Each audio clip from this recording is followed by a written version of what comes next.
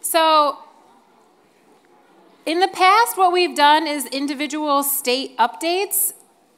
And this year, based on responses from the evaluations last year, the group indicated that having information in more of a collective fashion was going to be valuable.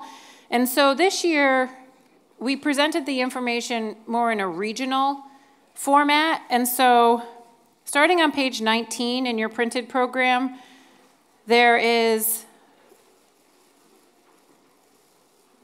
a summary of actively funded projects from the Northeast region. And so you can go through this when you have a few minutes and see that they're broken up on each table by funding source. And so you can see this is actively funded projects, so you may have had a project that was funded that was specific to food safety that's closed, and so it's not represented here. But the idea with this is to give a representation of what projects are funded in the region, who the contact person is and the title of that project, so that you can see what work is going on and then connect with that person if they're here, or if not, later as a follow-up, if you're interested in learning more about that information, or maybe you are thinking about a similar project and wanted to connect. So the idea of this is to provide the opportunity for clarity on projects so that we can have communication and coordination around that. The other thing that was requested a couple years ago, which is on, if you go through, there's this middle packet has its own page number, so it's a little confusing. But on page 6, you'll see in the upper right-hand corner, it's got the page numbers.